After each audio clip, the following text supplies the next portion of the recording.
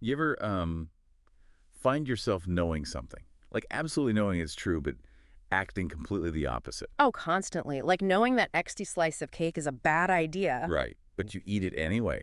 Maybe telling yourself, oh, it's a special occasion or something. Exactly. Or you get that gut feeling about someone, but you just push it down. Yeah, that strange feeling, that disconnect. It's like you know the truth deep down, but your actions or what you say you believe just don't match up. That's it. And that's pretty much what we're diving into today. Yeah. This really slippery concept of self-deception. And what's so interesting is this isn't some, new psychological fad. It's ancient. Really? Yeah, think about it. Literature, philosophy, theology, people have been wrestling with this contradiction for ages, holding a truth somewhere inside while actively denying it. It pops up everywhere we try to understand ourselves. Absolutely. And for this deep dive, we're digging into a really fascinating paper by Dr. Greg Bahnsen. He looks closely at self-deception, specifically how it connects to this particular Christian viewpoint called presuppositional apologetics. Mm. Now, that term, presuppositional apologetics, might sound a bit heavy, maybe a little academic for some listeners, Sure, it can sound intimidating. but don't worry. Our mission today is really to unpack the core idea, pull out those key insights, the aha moments, and make it clear and engaging. No textbook waiting required. And it really fits into the bigger picture, doesn't it? Bahnsen's work shows how our most basic beliefs, our fundamental assumptions about reality, just completely shape how we see everything else. Yeah. And within that, he explores why someone might fight against or just deny truth they actually, on some level, already know. Okay, let's get into it then. So Banson starts with the Bible, right? Specifically, the Apostle Paul's letter to the Romans, chapter 1. What's Paul arguing there? Well, Paul makes a pretty bold claim. He says everyone inherently has a clear knowledge of God How so? through the world around us, through nature, creation itself. Paul argues it's so obvious, so plain, that people are left without excuse if they don't acknowledge God. Okay, so this knowledge is there, obvious. But Paul doesn't stop there, does he? There's a catch, a big one. Exactly, that's the core of it. Despite having this clear knowledge, Paul says people actively hold down the truth. Actively, so it's not just ignorance. No, not passive ignorance. It's active suppression, pushing down what they already know about God. Reminds me of Jeremiah, the heart is deceitful above all things. Wow, so that active suppression, that's the self-deception. That's the link Bahnsen is making. And this idea is absolutely central for him, especially when connecting it to the work of Cornelius Van Til. Van Til, the presuppositionalist theologian. Mhm. Why is self-deception so critical for Van Til's whole approach? Well, for Van Til, it's not just some minor detail. Yeah. It's indispensable, foundational. His entire way of defending Christian belief hinges on it. It's tied right into his epistemology, his theory of knowledge. His epistemology, Yeah. how we know things. So what's the key question for Van Til there? The big one for Van Til is, can we actually know anything truly independent of God? Okay. He argues that your theory of knowledge, your epistemology, is completely tangled up with your view of reality, your metaphysics. You can't separate how you know from what you believe is ultimately real. They're inseparable, he'd say. Two sides of the same coin, kind of. Now, I've heard people criticize Van Til, calling his approach fideism, basically, just blind faith. But Bahnsen pushes back on that, right? Strongly. Bahnsen clarifies that Van Til isn't about blind faith at all. Instead, he's making a rational case using what's called a transcendental argument. Transcendental. Okay, Yeah. what does that mean in practice? Think of it like asking, what must be true for our experience, for knowledge itself to even be possible? Van Til called it searching for the necessary foundation. It reasons from the impossibility of the contrary. The impossibility of the contrary. Yeah, essentially arguing that if you take away the Christian worldview, everything else stops making sense. Logic, science, meaning they only hold together ultimately if God exists as described in Christianity. That's the claim. Okay, so how does he try to show that? It still sounds a bit abstract. Well, Van Til describes it as an indirect method.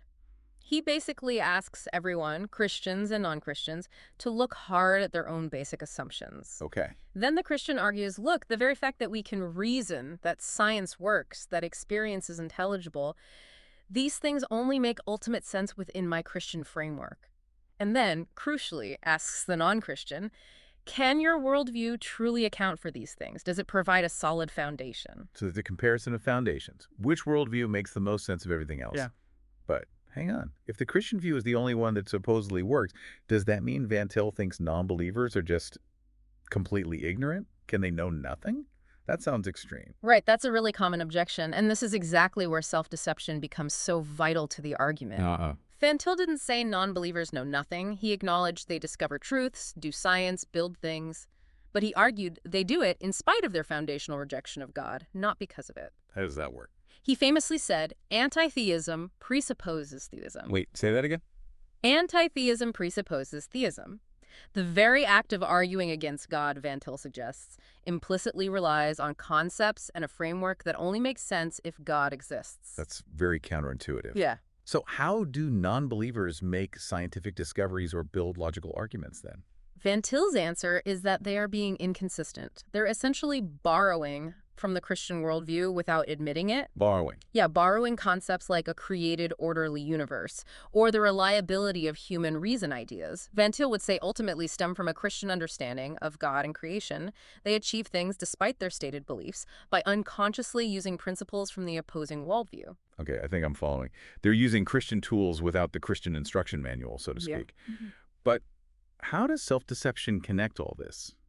How does it explain knowing God yet denying him? Right, this is the bridge.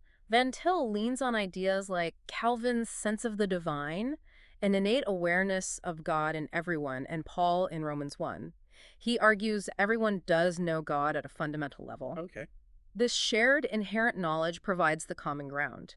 It explains why non-believers can reason, discover things, and communicate. Van Til even said, there are no atheists in the deepest sense. No atheists. Meaning, our very self-awareness, our consciousness, presupposes an awareness of God, even if it's suppressed. Self-consciousness presupposes God consciousness for Van Til. So like a constant background noise they're trying to ignore. Why ignore it? Why the resistance if the knowledge is there? That's the million-dollar question, isn't it? Paul says they knew God, but did not glorify him as God. Van Til echoes this. The knowledge is indelibly involved in his awareness of anything whatsoever, but it's actively suppressed. Yes. Yes. Deep down, the idea is everyone knows they're a creature, dependent, accountable, but they act and speak as if that's not true. It sounds incredibly difficult, almost paradoxical. Yeah. Did Van Til himself acknowledge how tricky this sounds, knowing and yet not really knowing? Oh, absolutely. He admitted it was hard to articulate perfectly. How can you know God yet not truly know him in a way that leads to worship or submission? So how did he try to explain it? He talked about different senses of knowing, maybe knowing after a fashion or not knowing according to the truth. He suggested unbelievers operate with a kind of foundational belief in God, even while they verbally reject him. Different layers of belief, maybe. He also mentioned suppressed belief, right? Yes, exactly. The idea is that there's an original innate faith because we're creatures, but people actively try to push down its content, its implications. And Banson's paper, the one we're looking at, really hammers home how absolutely vital this self-deception idea is for Van Til's entire system. What happens if you take that piece away? According to Bahnsen, the whole thing weakens considerably. Van Til himself apparently said, on this, everything hinges. Wow. Everything. The ability to challenge the non-believer's starting point, their claim to autonomous reason, it rests entirely on this idea that they're actually suppressing a truth they already possess. Without self-deception, that challenge loses its footing. Okay, which brings us right back to the philosophical puzzle itself. Self-deception. How on earth can you believe something and not believe it simultaneously? It just sounds contradictory. It really does sound like a contradiction in terms, and this is where Bahnsen does something interesting. He sort of pauses the theological argument and says, look, this isn't just our problem. Meaning this concept of people fooling themselves isn't unique to theology or presuppositionalism. It's everywhere. Ah, he brings in examples from other fields. Yeah, loads of them. Literature, think Oedipus, King Lear, Madame Bovary, all characters wrapped up in some form of self-delusion. Right, avoiding painful truths. Exactly. Then philosophy, Plato, Sartre, they wrestled with it. Sociology, you get Marx's false consciousness. Psychology, Freud's defense mechanisms. Okay, so it's a widely recognized human tendency. He even quotes Ben Franklin, right? Yeah, who has deceived thee so often as thyself? Brilliant! And he points out older writers, too, like Daniel Dike and Bishop Butler, who wrote whole books on self-deceit centuries ago. So the point is, it might be philosophically messy, but it resonates. we recognize this pattern in human behavior across the board. Precisely. It shows it's a real phenomenon we need to account for, even if it's hard to explain logically. But that logical problem doesn't just disappear, does it? The paradox. How can the deceiver and the deceived be the same person? Sartre really got stuck on that, didn't he? He did. Sartre called it bad faith and basically asked, how can you lie to yourself? To lie, you have to know the truth you're hiding. But if you know the truth, how can you successfully hide it from yourself? You're both in on the trick. It seems impossible, like trying to surprise yourself. Yeah. This leads to those philosophical debates. Is self-deception even coherent?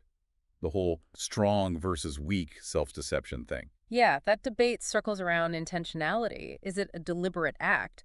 That's strong self-deception, but runs straight into Sartre's paradox. Right. Weak versions suggest it's less conscious, more like motivated avoidance of evidence. But then it's harder to talk about moral responsibility, maybe. Herbert Fingerette called the self-deceiver both the guilty trickster and the innocent victim. It's a genuine puzzle. So, faced with this philosophical tangle, what's Bonson's approach? Does he just throw up his hands, or does he offer a way through? Bonson's move is pragmatic. He basically says, okay, this happens, we see it, let's assume it's real and try to find a coherent explanation, rather than denying its existence just because it's paradoxical. Okay, so he accepts the phenomenon and seeks a model. And his explanation starts with defining belief carefully, right? Exactly. For Bonson, belief isn't just a feeling, it's a positive intellectual propositional attitude. Meaning, it's a state of mind where you hold something to be true. It shows up in what you say, sure, but also in your actions, your dispositions, how you reason practically. And crucially, beliefs can be false. Believing something doesn't make it true. Got it. Belief as an action-guiding state of mind that can be mistaken?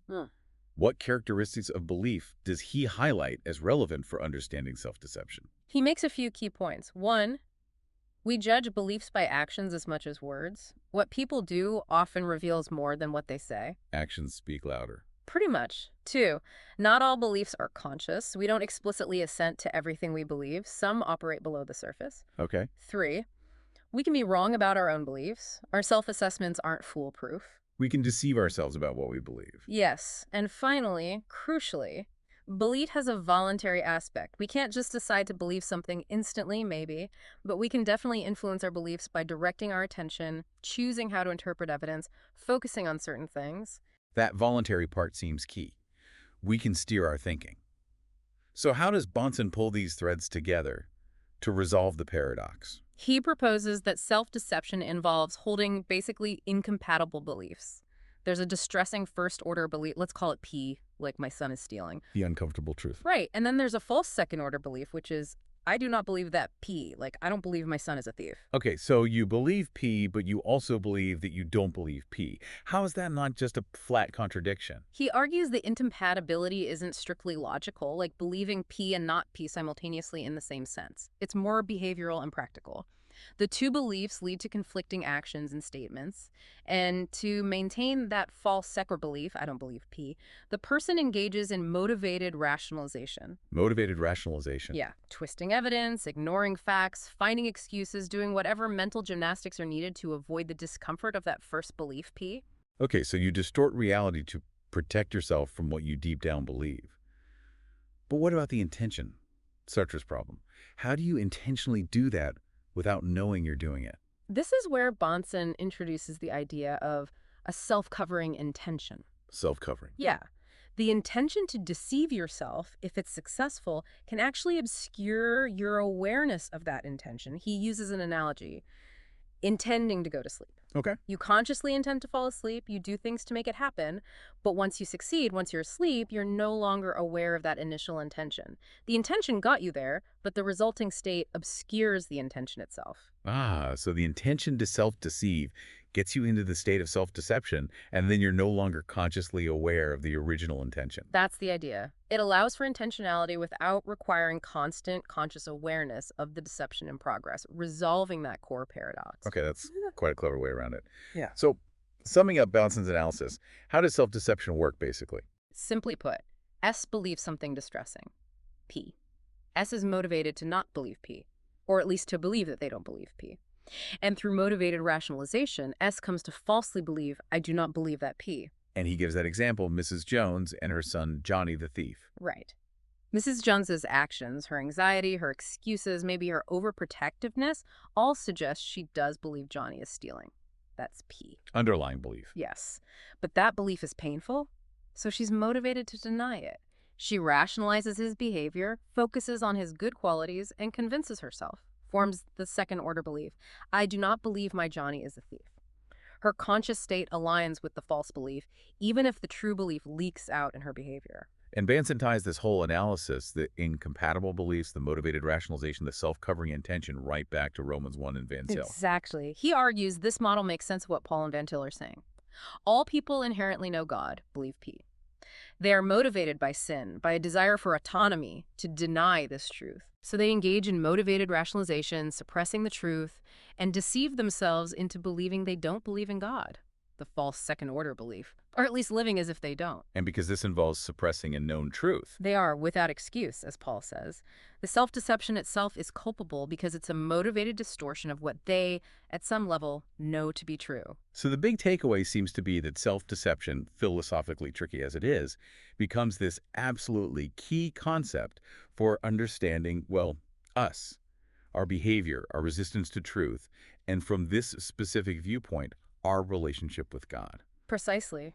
And maybe the aha moment for our listeners is just seeing how those contradictions we sometimes feel in ourselves or see in others believing one thing, doing another might actually make a kind of psychological sense through this lens of self-deception. Yeah, and that definitely leaves us with something to think about, doesn't it? If this tendency is so fundamental, so human, where might we be doing it?